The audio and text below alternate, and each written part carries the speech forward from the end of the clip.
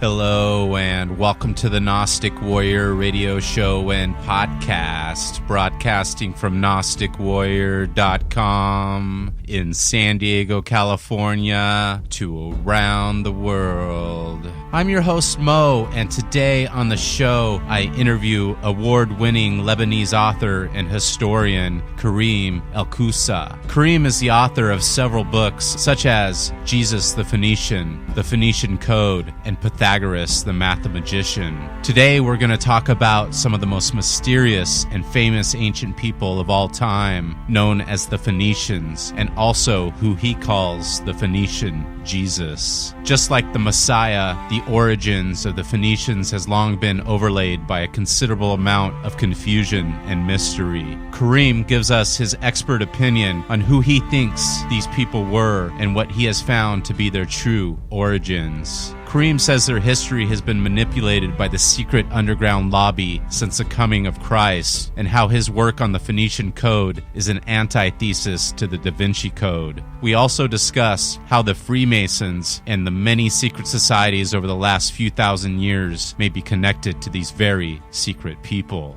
Karim says Yashu is the son of the Canaano Phoenician Most High God El Elyon, being the son of the Virgin Lady Miriam by the divine will of the Lord, who blessed this conception of a child that would be named Emmanuel. He would live among us as God El with us, a Nazarene, sacredly chosen to consecrate himself for keeping the word of God in his heart, mind, and spirit, healing the human race from its many errors and sins. He is the Galilean Mashiach, the Messiah, who would anoint the people who believed in him, his mother and father, and who believed in the great message he came to deliver, love and peace. With sacred water, the purest form, what is considered as the origin of life here on earth. He is the Christos, Christ, who came and had himself crucified on the altar of life so that we may be clean and have life abundantly. He is the Good Shepherd. The Phoenicians had given the world some of the most important contributions to modern civilization, such as the alphabet, religion, sea navigation, boats, and the building of structures, and so much more. In this podcast, we're going to discuss the Phoenicians and all these great secrets, so you're going to want to stay tuned. But before we get into the show, I have a quick announcement.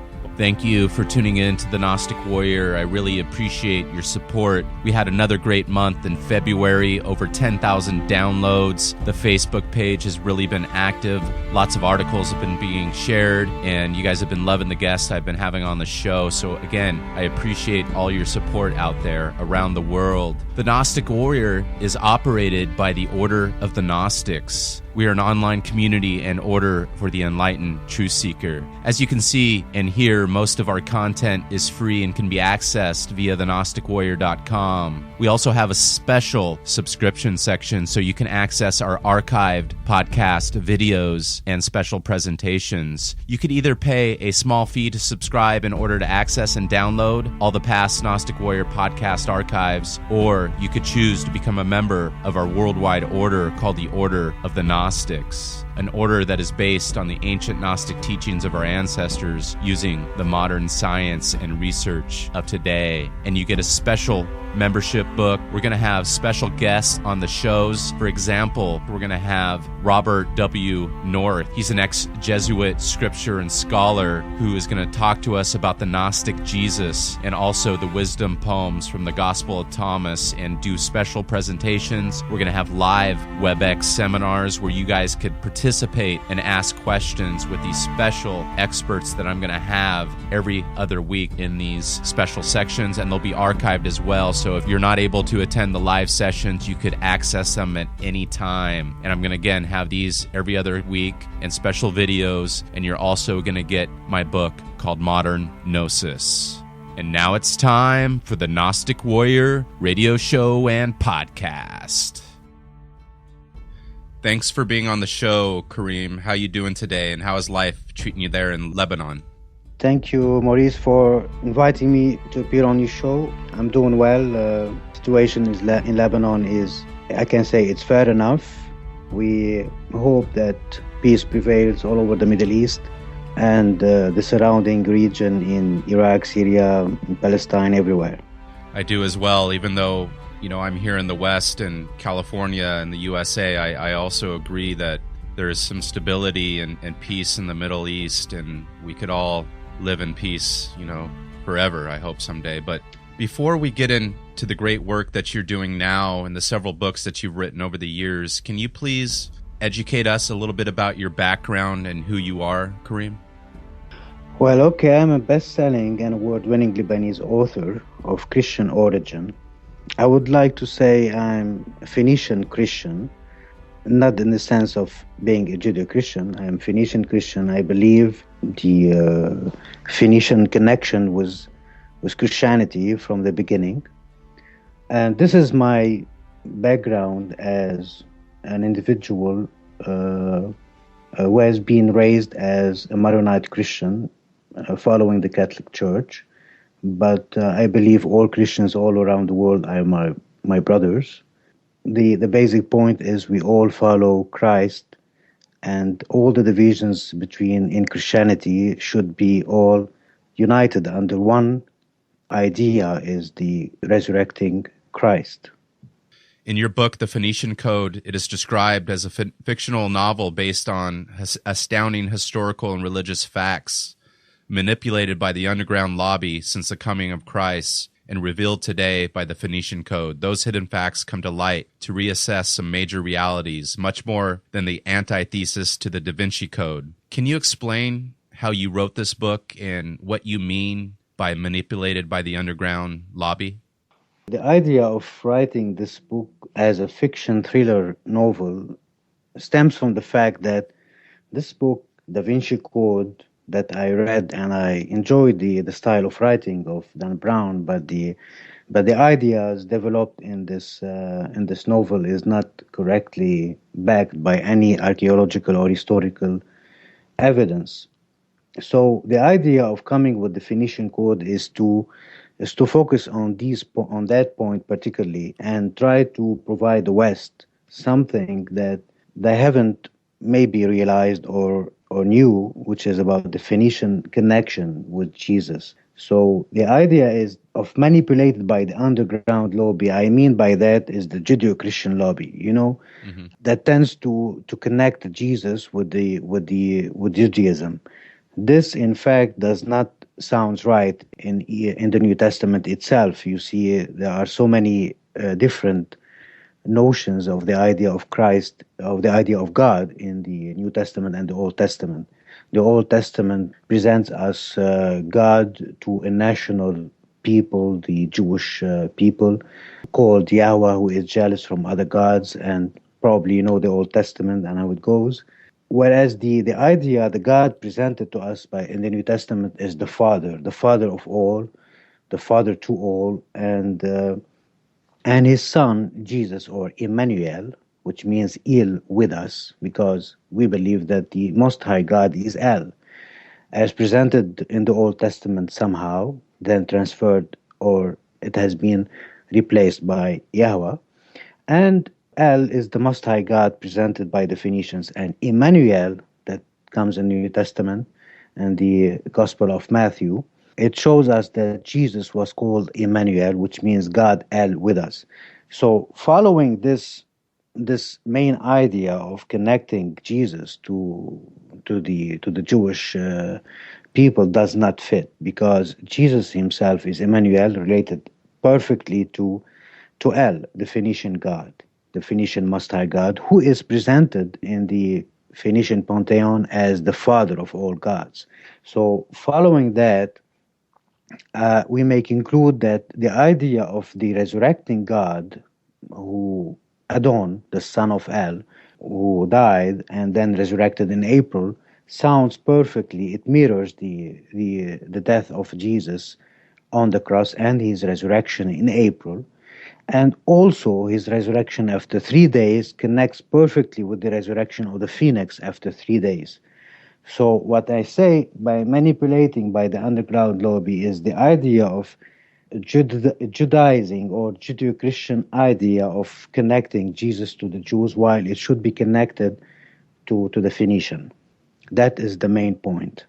So your main point is that originally it was based on the Phoenician stories and mythology of the Old Testament, which are true stories, and then the New Testament would be the Judaized version that has been manipulated from the old version. Yeah, it has been. It had the New Testament. It has, and if you look at the New Testament and if you read about Jesus, you will feel that there are two Christs presented in the New Testament. One is Jewish, and the other one is not Jewish. And this is what I explained perfectly in the next book, Jesus the Phoenician, how Jesus is powerfully connected to the Phoenician religion than to Judaism. So the idea is not to attack Judaism in any way or sort. Everyone believes in what he wants to believe, but the connection is powerfully connected between Jesus and the Phoenician, not only by Jesus being the incarnation of El, because Adon, let's say, was the son of El and he was part of mythology. But Jesus is the incarnation of El. So what was mythologically spoken about in the Phoenician religion has been materialized in Christ. So this is basically the connection. Okay. And in your opinion, how does history versus religion and beliefs become merged and also skewed, possibly by this manipulated underground lobby? Yeah, exactly. Before I go this, let me explain to you that why it is the anti-thesis to DaVinci Code is also because of the story of the connection that has been given to Jesus in DaVinci Code in relation to a wife. I think it was called Sarah in the DaVinci Code. There is no such a thing in reality. So the connection between, or Mary Magdalene, sorry. So the connection between Jesus and Mary Magdalene was not a connection between a husband and a wife. It was a connection between a master and his disciple. So any kiss that has been given from Jesus to Mary Magdalene is a spiritual kiss. It has nothing to do with anything biological that relate a husband and a wife. So we have to go out of these ideas that really connect Jesus to a wife. It's more like far-fetched idea because Jesus is above the game of dualism and duality, that he is a God. You know what I mean?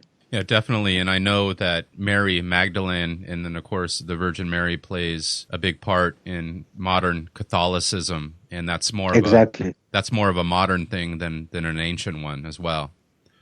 Exactly. Sure, and thank you for clarifying that. And back to the question I'd asked you before you'd explained the anti-thesis to the DaVinci Code. In your opinion, how does history versus religion and beliefs become merged? And then also, as you had mentioned, manipulated and skewed that may cause confusion in regards to the history and true identity of the ancient Phoenicians? Yeah, well, we can say that many factors played a major role in tarnishing the truth about the origin of the Phoenicians and their true identity. And we can say that it started from the Judeo-Christian idea, and along with the Romans and the Greek and many different ancient civilizations and modern systems have tried to undermine the Phoenicians for many different reasons. And probably the fact that the Phoenicians were, let's say, master of many trades, and they invented the alphabet, they invented the purple dye, they invented navigation and all that. So, as it is today, people are jealous from each other, and that was also in the ancient times. So the Romans, the Greek, and they were jealous from the Phoenicians of their success all around the Mediterranean world, and even beyond the Mediterranean world. And I think that the Judeo-Christian idea of tarnishing this has been caused by the idea that connects the Phoenician to Jesus, and this is something they didn't want to appear in history. So basically their job, of course, when they came into power, we had the Phoenicians who had ruled the Mediterranean for thousands of years. And then right after that, the Greeks had came onto the scene, and they had their large empire. And one of their jobs when a new empire comes to the scene is to discount their foes or the previous empires who ruled, and their historians and various poets and people will spin the facts and everything to make it appear that the Greeks were always the rulers and they made up everything, when in reality, much of that they got from the Phoenicians. Yeah, this is perfectly correct. Okay. And the same thing can be said about the Romans later. Exactly. Okay. The origin of the Phoenicians has long been overlaid by a considerable amount of confusion and mystery. And you had mentioned that a lot of that was the result of the Greeks and the Romans. In your opinion, who were these people, and what have you found to be the true origins of the original Phoenicians? Well, there are so many theories about the origin of the Phoenicians. Some say they came from the Persian Gulf, which is totally not correct. Some say they were Aryans. I don't know the connection. Some say they were in the Arabic Peninsula, which is also incorrect. The origin or the traditional knowledge or information about the origin of the Phoenicians is that they were Semitic group of people. Well, actually, I don't think the Phoenicians were a Semitic group of people. I tend to believe that the Phoenicians were Afro-Asiatic, Hamitic group of people, very much like the Egyptians. But the Egyptians decided to stay in Africa. The Phoenicians, the Canaanite Phoenicians, moved out there into the land of Canaan, and they called it as such under their name, the Canaanite. So the Canaanite and the Phoenicians are the same. We're gonna go into that question later on. Sure. But the idea is that this group of people is basically Afro-Asiatic Hamitic, and even in the language. For example, the word Jeb'il, which means Jebel, known to the West as Byblos, is coming from a Hamitic root Jeb'il, which means the land or the sacred land of El. So the connection between Egypt, ancient Egypt, and Phoenicia is great on so many levels. So basically, if we go into the cradle of humanity, which is Africa, and all the peoples actually stems from there, but to a certain degree, the Canaanite arrived from many different waves that went out of Africa into the world. So the first one of the migrations from Africa became the Canaanite, who settled in the land of Canaan probably thousands of years ago. We're not sure when and where exactly this did happen. So it's interesting you have a connection, even though you don't say they are related to the Egyptians, but they're much more Egyptian than a Persian origin. Do you feel possibly that they may have been a mixed race that were part Egyptian? Have you come across that at all? And what about the Hittites possibly? No. The Egyptian is one of the different races from humanity that came out of Africa. So were the Canaanite. But the Canaanite and the Egyptian, I tend to believe that they were like brothers, more of brothers than cousins, like we say it, the Persians or the Semitic people or the Indo-European or whatever. Uh-huh. The Hittites are Indo-European, so we can say the Hittites are maybe cousins or to the Phoenicians or distant cousins, whatever. Okay. But the main connection is we can say that the Phoenician and the Egyptians are more like brothers to each other. So that's interesting. So more that they were possibly, like you're saying, blood brothers. They were actually related, and one had verged off into the Mediterranean, and you said the land of, here in America we say Canaan, but it's actually Canaan. Yeah, Canaan in the Arabic language, but it's the same thing. Yes. Okay, gotcha. So your belief is that the Phoenicians were more like brothers to the Egyptians as opposed to being cousins like they would be maybe with the Hittites. It seems like we're all cousins now, but back then they would have been... Exactly. Back then, exactly. Okay. Maybe we cannot say brothers in the real sense of the word as blood brothers in the connection of biological system, but I say that I tend to believe that they were brothers to the Egyptians in many different trade, in many different religious perspectives, in many different cultural understanding. That's why I decided to call them brothers. because also the building system, the Phoenicians were great builders, so were the Egyptians. So the connection is big in that sense. This brotherhood is, or this great white fraternity, I call it, is the connection between the Egyptian and the Phoenicians. And I tend to go to Sanchoniathon, who was the first historian, the Phoenician historian. He somehow related the Phoenicians to Mysore. Mysore is Egypt in a brotherly connection. So this could be the real connection. It's interesting you say that, Karim. I didn't know that you were going to say that, and it wasn't really part of my questions, but this Egypt connection, I had my DNA tested a few years ago, as I had mentioned earlier, and it came back that I was a Phoenician, and a connection I made was to Ramesses III. He's actually of the same, Yeah, he's of the same DNA haplogroup, so you may be scientifically right in stating that. I hope so. Yeah, me too. It's interesting. So these are definitely interesting times. And your opinion, I know you can't say a specific date, but what is the approximate date of the start of the Phoenician civilization and, of course, the end of it? Yeah, we can go back to 7000 BC. Let's say Jebel Byblos was founded probably at the time.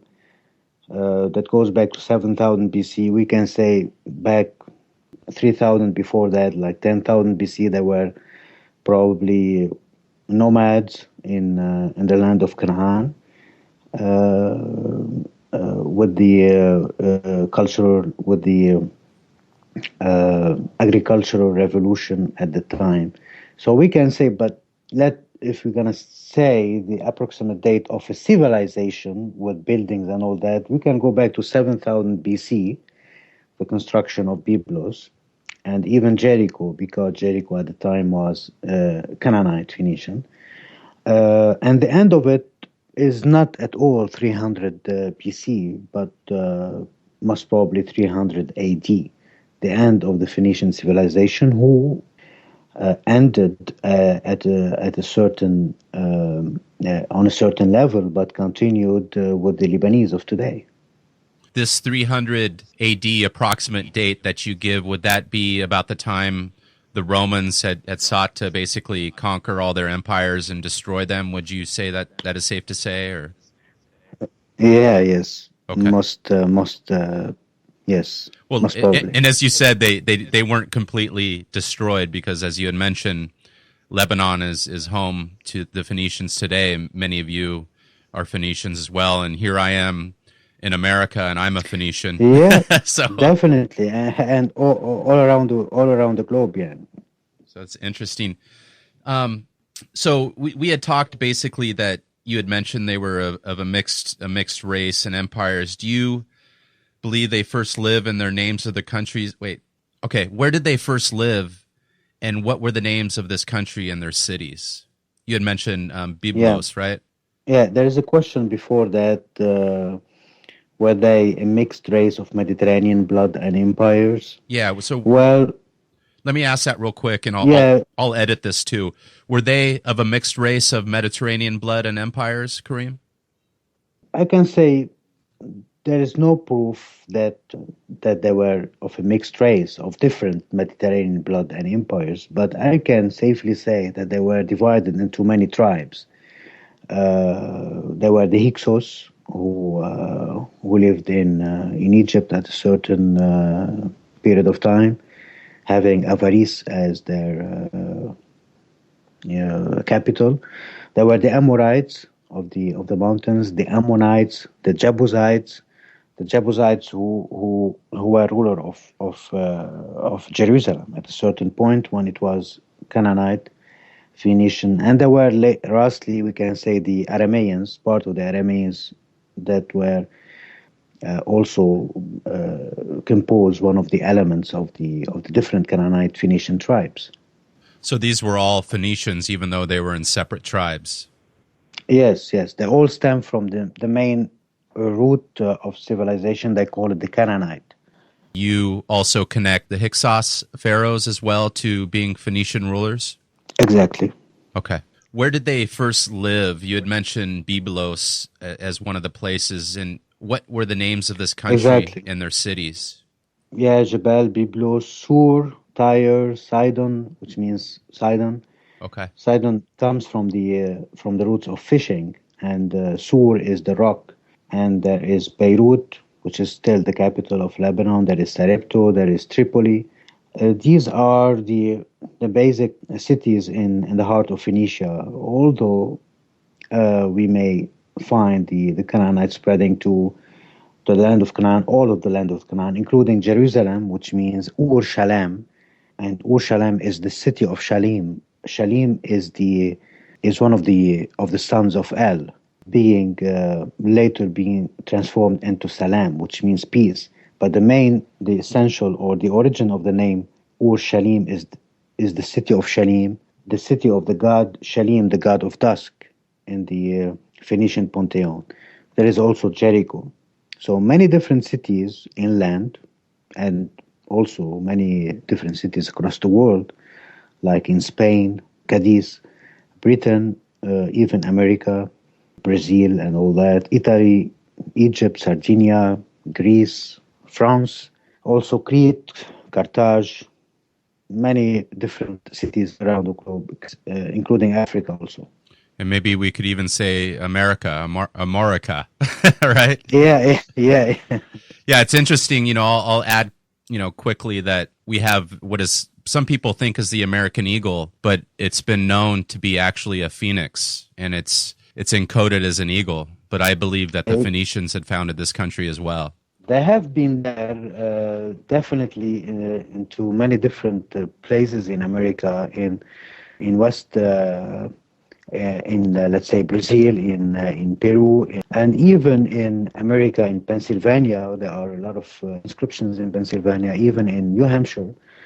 The archaeologists recently found a Phoenician temple in New Hampshire. So the connection between Phoenicia and America is well established. A lot of people, they think of someone's land, it's like, today would be the Lebanese are in Lebanon, the Americans are in the United States, the Canadians are in Canada, but in reality, the Phoenicians were a worldwide network of people that had cities and countries all over the world. They weren't just contained to one specific geographic location. Exactly. This is the spirit of the Phoenicians. The Egyptians are great, but the Egyptians remained in Africa. This is what differentiates between the Phoenician and the Egyptian spirit. Is the Egyptian spirit, they stayed in Africa. The Phoenician spirit, they traveled all around the globe. So this, as I said, to go back to the brotherly connection, is the brotherly connection is somehow different, in different perception, in behavior. And that's what differentiates the brotherhood connection between Egypt and Phoenicia. The Phoenicians were more adventurous and more open to the whole world, to the whole nations all across the globe. So the idea is to spread their religion and to spread their culture everywhere they arrived by sea through their navigation activities. I know you had mentioned one of the cities that the Phoenicians come from would be Sidon, and I know that is a city in Lebanon. Were they related to the Sidonians of the Bible? Do you believe those were the Phoenicians? Yes, we may sometimes we call the Sidonians in reference to the Sidonian, the people of Sidon, but actually they are the same. The Phoenicians, sometimes we call them Sidonians, sometimes we call them the Tyrians. It depends on the situation, or it depends on the idea of the rise of certain city that belongs to the Phoenicia. For example, when Tyre was high enough, rising above any other cities, they would call the Phoenicians the Tyrians or the Sidonians if Sidon is the greatest at a certain point of time. But actually, they're the same, the Phoenicians. Yeah, and it seems like it's just, various people writing about them at different times. I know the Greeks called them Phoenicians. You have the Sidonians, all these different names. It's like different people telling the story, but it's all about the same people. Correct. Did they ever live on the island of Crete? I know you had mentioned that was one of the places that they had a home base. Was that one of their Exactly. major home bases? Yeah, it was. It was at a certain point in history. It was. Okay. And would they be related to who Sir Arthur Evans had called the Minoans? Was that really the Phoenicians? To a certain extent, maybe they influence them, or maybe there is a connection through some kind of through some families. I haven't investigated that until now. Okay. But I can see the connection really obvious. Sure. And I know this is it's a subject that spans several thousand years. As you had mentioned, it went back to 7,000 BC, if not 10,000 BC, and then stretched all the way to 300 AD. So I'm assuming over those thousands and thousands of years that they lived in many places and had many different capitals and so forth. So I know that I'm sure you'll have a follow-up book to the Phoenician Code as you get more into this as well. And what is the meaning of the word Phoenicia and the Phoenicians? Yes, this is one of the most important questions. And, the origin of the name Phoenicia is not at all purple. It has nothing to do with the purple connection as the Greek theory.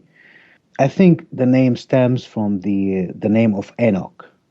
Enoch, which is the Phenok, which is the Phoenix, the Phoenicians.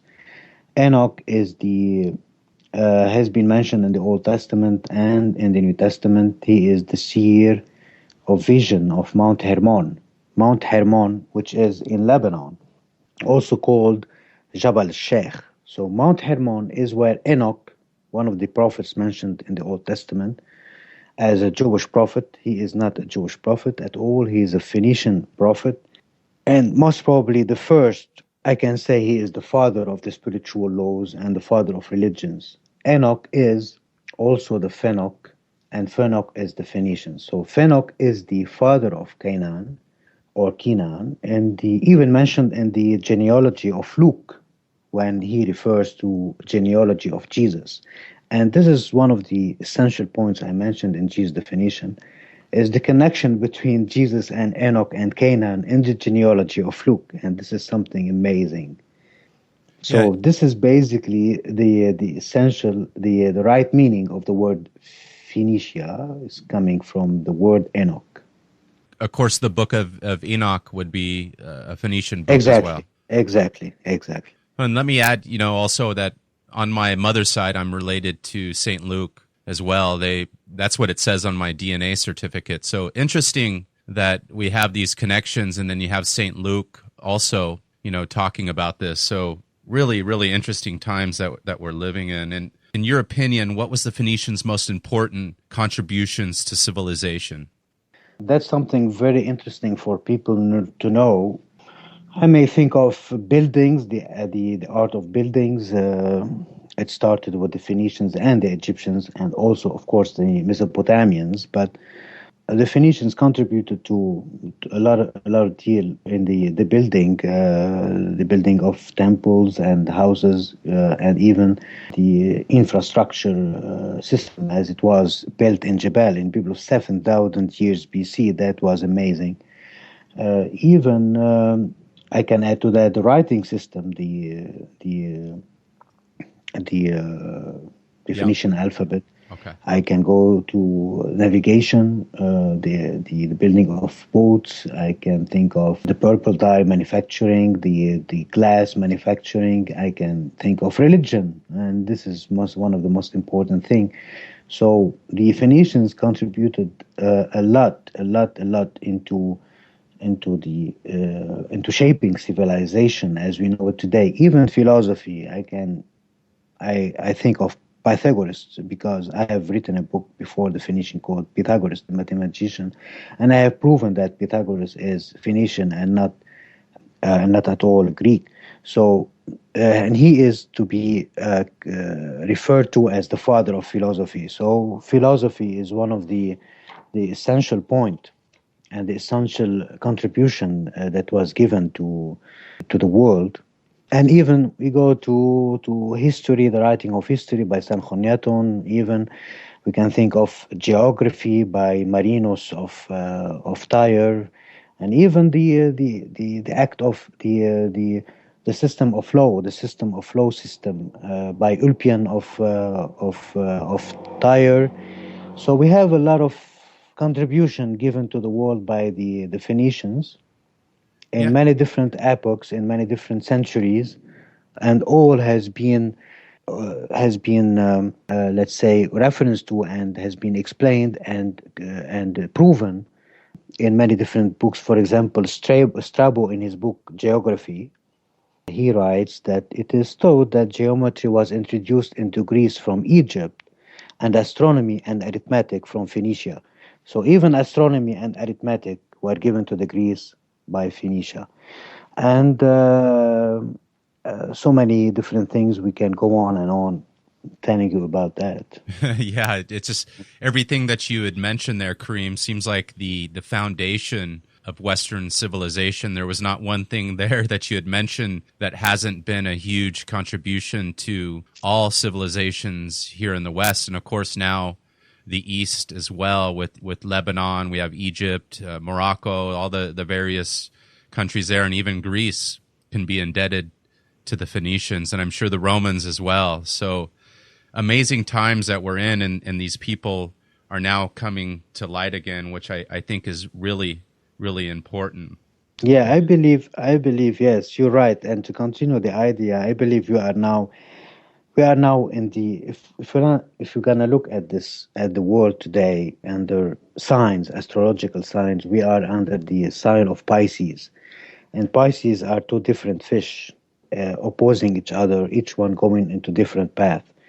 As if contradicting themselves and fighting themselves, and so we are now in the heart of a lot of debates going on in the whole world, and time for Aquarius is near.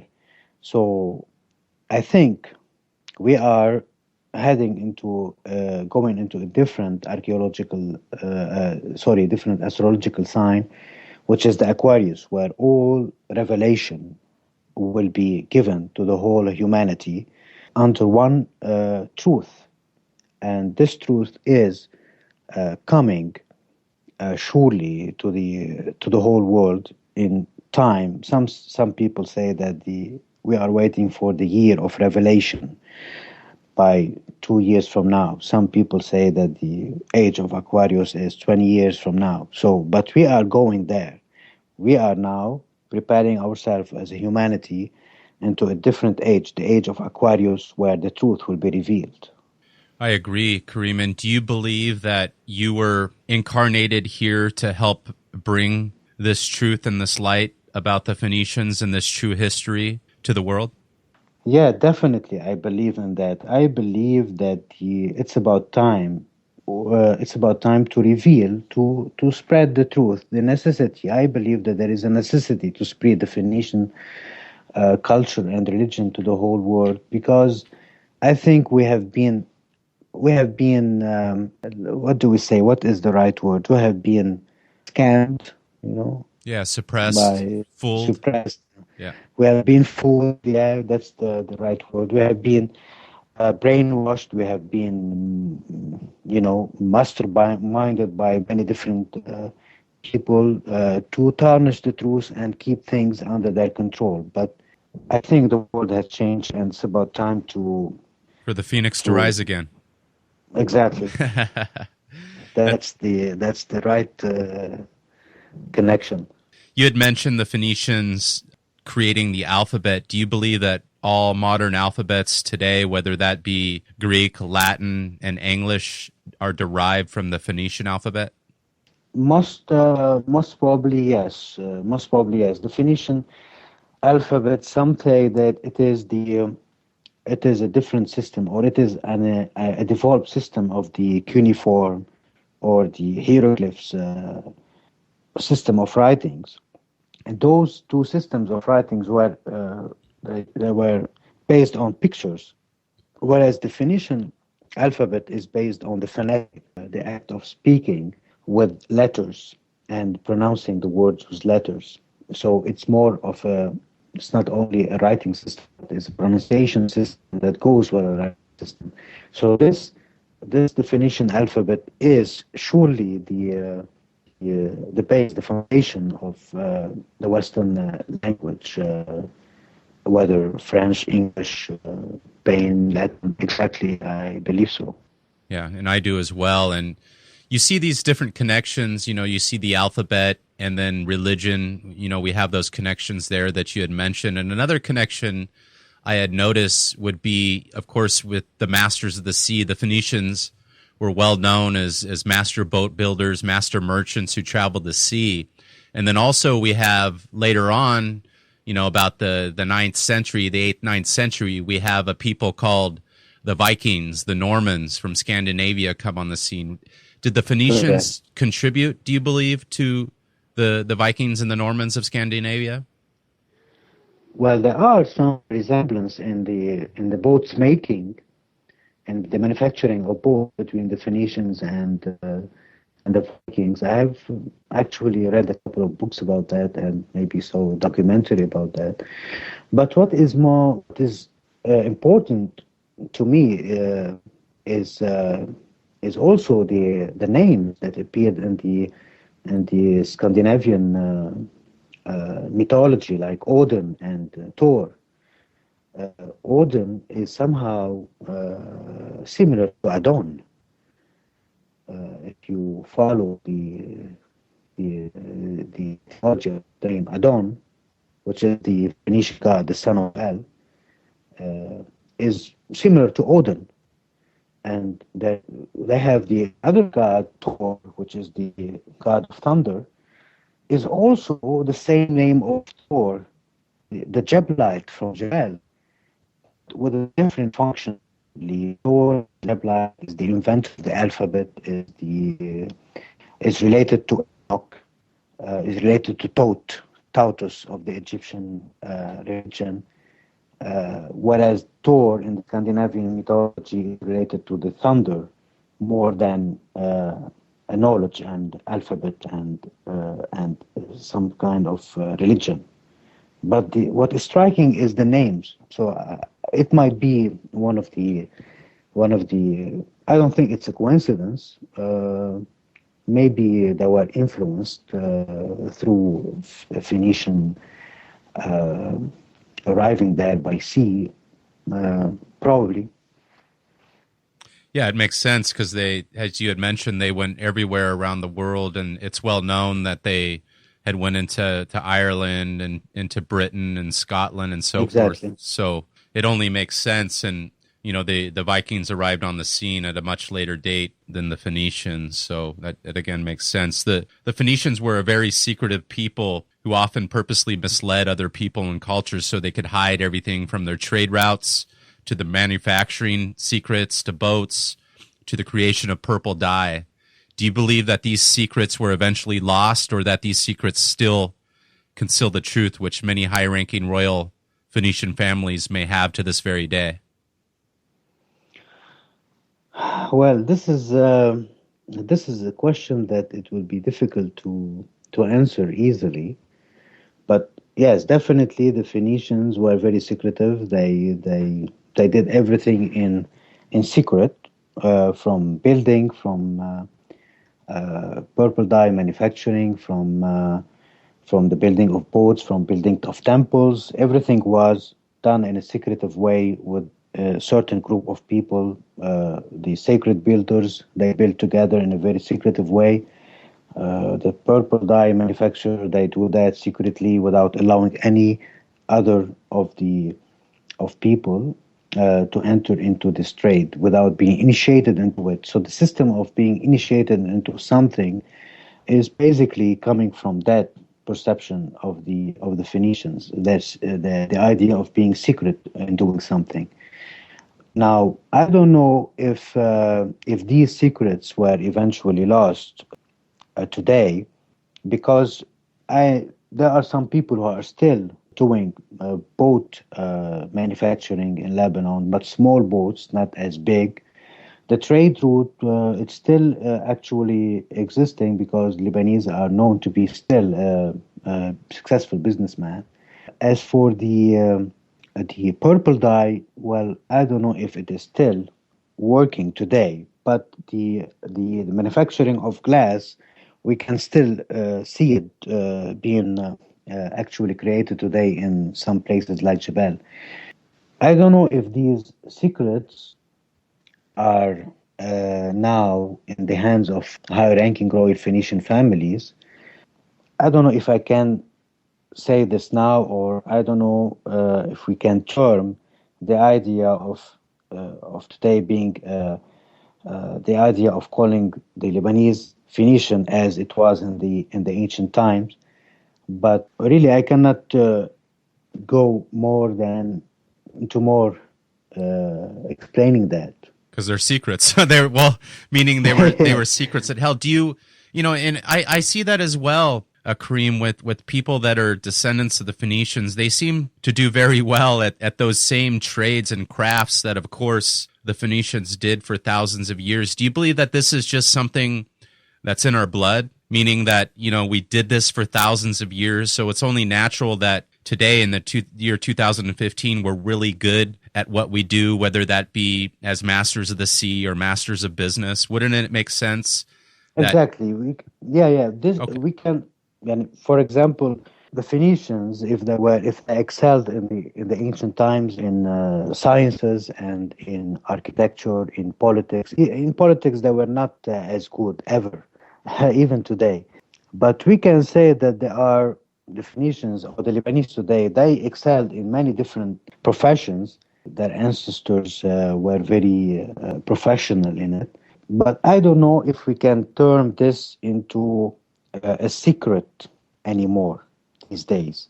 It's not more of a secretive society. You know what I mean? Yeah, no, I do. And I know one of my questions here is going to be about secret societies. But before we get into the secret societies, I wanted to touch briefly on your book, Jesus the Phoenician. You claim that the biblical Jesus was a Phoenician. Can you explain how you arrived to this conclusion, and in your opinion, who was Jesus? Yes, in this book, Jesus the Phoenician, I go into many different issues in this book. I actually divided the book into 4 parts. In each part, I try to explain why Jesus was Phoenician and not Jewish. For example, in the first part, I go into 3 chapters: the etymology of the Savior's name, the Great Annunciation, and the family of Jesus. For example, if you go into, I'm going to touch into the etymology. Jesus is called in Phoenician Aramaic Yaushu. Yaushu means Yah saves. It is not at all Yahweh saves. It is Yah saves, and Yah is the Phoenician god of water, mentioned in the Ugaritic tablet, and he is the same as Yam. And Jesus is known to save by the power of healing, and water is connected to healing, and so are the Phoenicians. So Jesus, Phoenician's name is Yaushu, and is related to the idea of saving and healing people. And Yah is mentioned as one of the sons of El. We have 4 sons of El. We have Baal, Adon, Yam or Yah, Shalim, and Shalim in Jerusalem. So Jesus is Yaushu, and the other name given to Jesus in the New Testament itself is Emmanuel, which means El with us. So I went into the etymology, I went into the Great Annunciation. The Great Annunciation, relying on the Gospel of Bartholomew, who believes that Maryam received the Annunciation in a temple. And it is very important to know that Jewish women do not enter the temple. Only Phoenician women enter the temple, and so the Egyptian. They became, not only they entered the temple, but they became also priestesses, and they became also goddesses. So this idea of a woman entering the temple, and from this woman comes the Savior, is not at all Jewish and cannot be Jewish at all. It is purely Phoenician. And even the name Maryam, it has no meaning in Jewish religion. Maryam is the lady, Mar, from Mar, lady of Yam, lady of the sea. So the idea is purely, the idea is purely clear even in the etymological sense. And I go into part two in explaining the geographical region of Mount Carmel and Bethlehem, Galilee, because there are two Bethlehems. There were one in Galilee, on the footsteps, on the base of Mount Carmel, and there is one in Judea. We are trying to explain through geographical maps that the real Bethlehem where Jesus was born was in Galilee, in a small place called Bethlehem, which means house of bread in Aramaic Phoenician. And Jesus is the bread of life. So the connection is very clear, especially after knowing that Carmel means Karmil in Phoenician Aramaic, which means the vine of eel. So we have the vine of eel and the bread of life. We had the wine and the bread. And this is the ritual of the Phoenicians, of Melchizedek, the ritual of bread and wine, also practiced by Jesus during the Last Supper. So we have the historical evidence of Jesus the Galilean. We have the Galilean disciples of Jesus. All the disciples of Jesus were Phoenician Galilean. Only one or two were Jewish, and we know why. The book explains. In part three, we go into the cultural and religious entourage at the time of Jesus. We go into the hypothetical Jesus, the Jew, fails to prove himself once again. And in part three, we deal which God and what temple. Which God we are talking about? What temple? And the part four, we go into the extra New Testament sources mentioning Jesus. We go into the Church New Testament, and we go into the religion and theology of Jesus the Phoenician. So the book Jesus the Phoenician, I believe that it is well written and well researched. I think most of the people who read the book, they really now believe that Jesus was Phoenician. So there's no doubt about it. It makes perfect sense. And you had mentioned Judea. Jesus is said to be from the tribe of Judah, from Judea. Where do you believe Judea is located, the original, and were they really Phoenicians, the Judeans? We don't actually know anything about anything. The Old Testament cannot be taken as a historical book. It is not but a compilation of many different cultures, basically the Mesopotamian, Babylonian, Chaldean, certain extent the Assyrians, and the Phoenician and Egyptians. So we don't actually consider the Old Testament as a book of history. And the New Testament itself, since it was written by the underground lobby to connect Jesus with the Jew, is perfectly understood when Jesus the Phoenician is read. And in your opinion, who exactly are these Jews? Are they really Phoenicians who are now called Jews, or are they a different group or lobby that is trying to undermine the ancient Phoenicians? In my opinion, the Jews, the word Jews came later. So we can say that Jews came later. The Hebrews, we call them the Abirun Nahar, those who crossed the river from Iraq, nowadays Iraq, from Ur, the Chaldean and Babylonia, the land of Canaan, under the Persian propaganda of Cyrus the Great, Cyrus II. It is written in the Old Testament that Cyrus was the only non-Jew king who ever been called as the Messiah. So Cyrus II, the Persians, like the Assyrians before them, they had the transportation policy from to during the establishment of their empires, and the whole Mediterranean until Egypt fell under the Persian Empire under Cyrus II. Cyrus II exercised the policy of transportation. He moved a group of people from Iraq, from Ur the Chaldean and from Babylonia to the land of Canaan. And these people, when they crossed the river, we the Phoenicians called them the Abirul Nahar, those who crossed the river. They entered the land of Canaan with the propaganda masterminded by the Persians, and they established themselves here. Even we read in the Old Testament how Cyrus II helped these people to build the temple to their God. So it is really obvious, because there is nothing before that time, there is nothing before the 6th century BC that really established the foundation of Jewish religion or Jewish people. They were not in Egypt. The patriarch mentioned as the founding fathers of Hebrew people, we don't find any evidence about them anywhere outside the Old Testament. And even Solomon and David, we found nothing.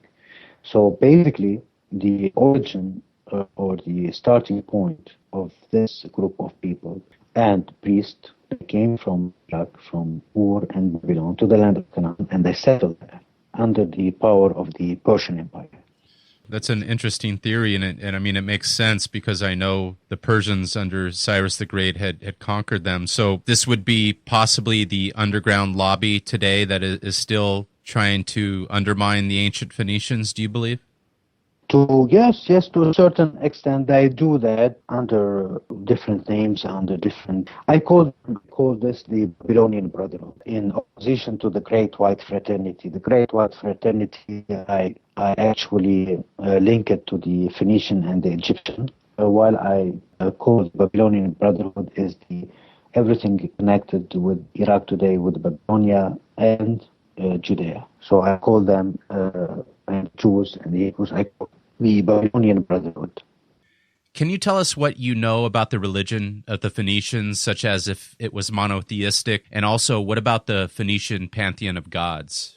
Okay, the Phoenician religion is basically started with the idea of monotheism. According to George Rawlinson in his book History of Phoenicia, he proves that the Phoenicians were actually monotheistic believers, and later on they added many gods to the pantheon of gods. But the idea that we all know that the supreme God, the Father, the Most High, is called El, or El Elyon, El the Most High. So this is the father of all gods in the Phoenician pantheon. It seems that he was presented as the father, as the supreme, and all the other gods follow suit after him. So it's like we have in the Christian religion, we have God and we have the angels. So the angels in the Christian religion today are like the gods or the many gods that exist in the Phoenician pantheon. But the idea is that the set of gods after the principal supreme God, which is El, for example, we have the female divine principle represented by Ashirai or Ashrai, the mother goddess of the Phoenicians, who was in fact the Virgin Lady Anat, herself the Queen of Heaven. Her daughter was called Ashtarte. So the idea, we have main God, we have female divine principles. The second comes the Elohim, we call them the Elohim or the sons of El, represented by Yah, just mentioned, or Yam, which is the god of water, presented by Shalim, the god of dusk and peace, and he is the worshipped by Melchizedek when he built the temple in Jerusalem before the Hebrews entered into history. We have Baal, the rider of the clouds. We have also Adon, which is the sun god, and rendered as the god of resurrection in the pantheon. So we have the father, we have the mother goddess, we have the son, and the third list of the remaining gods also are important, but they comes in the third degree, like Siddiq or Sadak, the god of righteousness, coming from, for example, the word Melchizedek is coming from that god. We have Ashmun, the god of medicine. We have Dagon, the god of agriculture. We have many different gods that really played a role in the formation of the Phoenician pantheon. I see a lot of connections, of course, to the Greek gods and the Roman gods, which I'm sure they contributed to those as well. Yes, and in History of Phoenicia, let me just quote this small Sure. George Rawlinson in his book History of Phoenicia.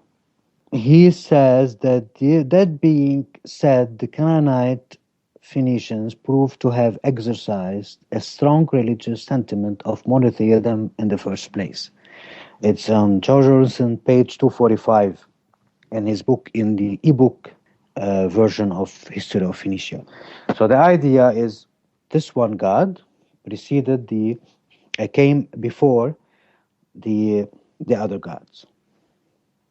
That makes perfect sense. And earlier we had talked about the secrecy of the Phoenicians, and then also all the various trades and things that they had contributed here to Western civilization, which was a considerable amount of things such as religion, the boat trade, merchants.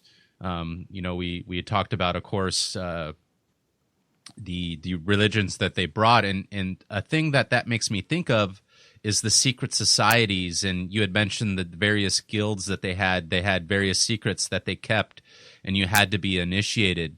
Do the Phoenicians have anything to do with the origins and the teachings of, say, the Knights Templar, Freemasons, and many of the secret societies over the last, couple thousand years? Well, I don't know if we can relate the Knights Templar to the Phoenicians. It is not proven. If we go to classical history books and we find how the Knight Templar began, I don't think they have any connection to the Phoenicians. Their connection is probably from a different perspective. I think they were based they started in France, and they came to protect this is a classical history. They came to protect the Christian who were visiting Jerusalem. I don't know about their rights, but it seems that they tend to believe into the. I have done a lot of readings about them into the Temple of Zorobabel, which was sponsored by Cyrus II in the building for the Abiru Nahar, the Hebrews, which is after all the first Jewish temple, because Solomon does not exist. As for the Freemasons, well, I don't know. I think there is some connection. The idea of masonry, the idea of building, and the Freemasons, we have many different origin of the Freemasons, many different theories for their origin. Some say they were descendants of the Knight Templar. Some say they were descendants of the stonemasons in Europe, the guilds, and some say they are related to Solomon and whatever. But the idea of determining themselves as masons and stonemasons in the act of building a church to God, to Christ, and the idea of building a temple to God in the Phoenician religion sounds perfectly connected to a certain extent. And the secretive rites the Masons do is somehow similar to the idea the Phoenicians had in their secretive buildings, and especially if we connect the sacred building into the art of building that the Phoenicians were mastered along with the Egyptians, that could be connected with the Freemasons. Actually, I'm going to start writing a book about Hiram and see the connection, if there is a strong connection between Freemasons of today and the Phoenician Hiram and the building and the art of building. Yeah, and when I know this isn't something you'd studied, a lot, but the study and the research that you have, obviously there's more connections, just like we find connections through religion, Jesus, and Western civilization. There's obvious connections in secret societies such as Freemasonry and the third degree of Hiram Abiff being the widow's son. So it'd be great if you could write a book like that, and I'm sure it's going to be the Phoenician Origins of Freemasonry by Karim, right? But who knows? Yeah, well, I think I'm gonna call the book "The Architect," and of course I'm gonna put all the elements, the masonry, the art of masonry before Freemasonry, before the craft, and I'm going through all the building techniques that existed in the Phoenician culture. For example, the two pillars. We have many different stories about the two pillars in Phoenician culture, in Phoenician records. For example, we have the first two pillars that were erected were on Mount Hermon, following Enoch perception, a reception of the divine laws from God, who appeared, and the angels who appeared on Mount Hermon, following the book of Enoch. You know that book. And he was given the laws, and he built two pillars surrounding an altar. And we have another story that Sarkhoniaton related concerning the building of a temple after Sur Tyre was destroyed by earthquake and by fire and by wind. So there was a guy who took a branch from a tree and sailed to the maritime Tyre, because Tyre at the time was divided into two: Tyre the inland and Tyre the maritime. So he sailed from Tyre the inland to Tyre the maritime, and he erected two pillars, one for the fire and one for the wind, and started to worship them uh, in an act asking those pillars at the time, asking what they represent of powers to soothe the tempest and all that. So the idea of the two pillars, we have many different stories in Phoenicia relating to the two pillars.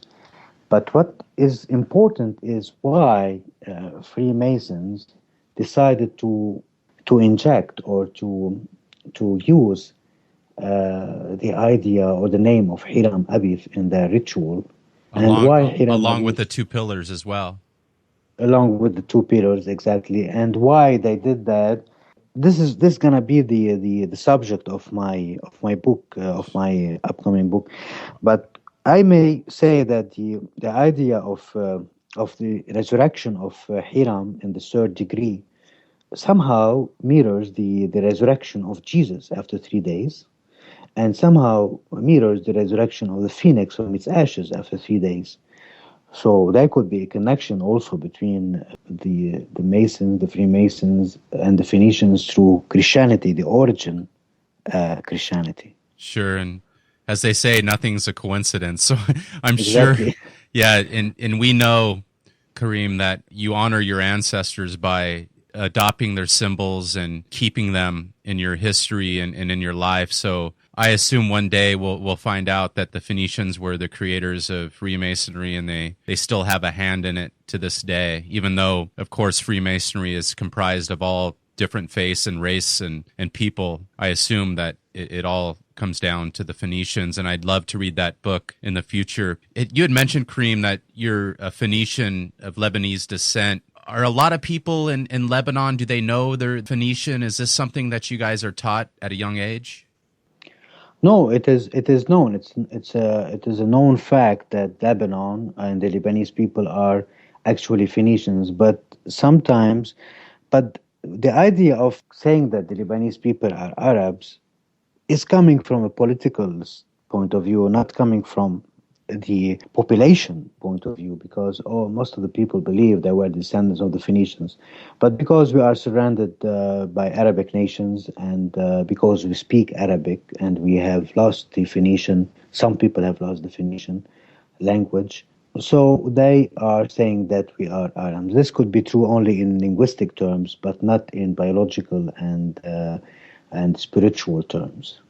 No, I love that simple, short, and eloquent explanation, and it makes perfect sense. And your opinion, besides Lebanon, where are the Phoenicians today? Do you believe there's any other countries and people like you in Lebanon that could be considered biological Phoenicians, even though they might be linguistically, Irish, or they might speak Arabic, or they might speak English? Yes, yes, I believe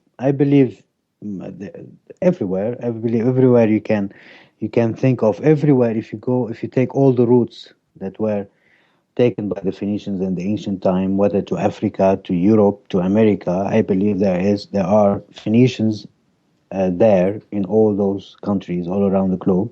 They have Phoenician DNA. So I believe we are everywhere. Yeah, that's interesting. So we're still in all these Western civilizations, and of course in the East that we had came to a long time ago. We go by American today, or Irish, or French, or whatever. Correct. Correct. That's amazing, and it's been real awesome speaking to you today. And I know there's people around the world that would love to maybe write their own book like you have done, Karim? I know it's something that's not easy to do. What advice can you give to the other people around the world who wish to become an author or an alternative historian like yourself? Well, this needs a lot of belief in yourself. They have to believe in themselves. They have to believe in what they feel it is right to do. They have to be courageous to speak their mind, not to be afraid if people are going to confuse them, or if the people are going to try to destroy them in some way. They have to be courageous to speak their mind, to say what they believe in. And I believe we are now in a different world. We are living in a different world. No more control over our minds, no more control over ideas. So we are free. We are born free, and we continue to live free. That's great advice. And do you have any future events, news, books, or any releases that you would like to let people know about? Well, there is the hardcover edition of Jesus the Phoenician will be released shortly in a few days because of the success of the book. It has been many times #1 on Amazon France, even in English, in its category of religious history. It has been like 20 times #1 in the top 10 list of Somebody Press books in the States. It has been really doing well in Canada, in the States, in Britain, in Germany. That's why the publisher decided to release a hardcover edition. And we're going now into a translation of the Phoenician Code in French and Arabic, soon, maybe this year. As for the events, I might have a lecture at the American University of Beirut in June talking about Jesus the Phoenician. And I think I will be in September in the USA for a tour talking about Jesus the Phoenician in 4 different cities, in Los Angeles, California, in Denver, Colorado, in Austin, Texas, and in New York. And while doing all that, I will be preparing for the new book for the architect. It's going to take some time, like 2 years from now, but it's going to be awesome. It is going to be awesome, and I love the names of your books. You know, the Phoenician Code, Jesus the Phoenician, and the Architect. Those are just awesome books. And when you do come out to LA in September, I hope that maybe we could connect around that time. I'll be sure to maybe put an announcement. We'll do that. That will be great. Yeah, definitely. I can meet my brother from Lebanon, right? Yeah, definitely. Awesome. And before we wrap up the show today, Karim, can you tell the audience where is the best place that they can find your great work and possibly pick up one of your books? I think the books, the three published books by Somebody Press, Pythagoras, the Mathematician, the Phoenician Code, Jesus the Phoenician, are all available on Amazon worldwide, on Barnes & Noble, and in many different stores, whether physical or online, and in Lebanon, in all the major bookstores all across the world, I think. Yeah, and what's interesting, I didn't tell you until now, I actually got your book, Pythagoras, the Mathematician, about 2 years ago, and I didn't realize it until about 2 weeks ago that you were the same guy. So you did? Did you start reading it? No, I've read it. I read it about 2 years ago. Oh, you did? Yeah. And I forgot to mention it to you, but I see it. I'm in my office right now, and it's right on my bookshelves, Karim. So that's great news. Your work's getting around the world, and it's really been a great pleasure speaking with you today. I learned a lot that I didn't know before, and I know the audience did as well. I really appreciate you spending your time with us today, Karim. Thank you for coming on the Gnostic Warrior. Thank you, Maurice, for hosting me on Gnostic Warrior, and wish you all the luck and success and peace and love. Hey, and I wish you the same, my brother, and we'll talk soon. Definitely. All right, bye-bye.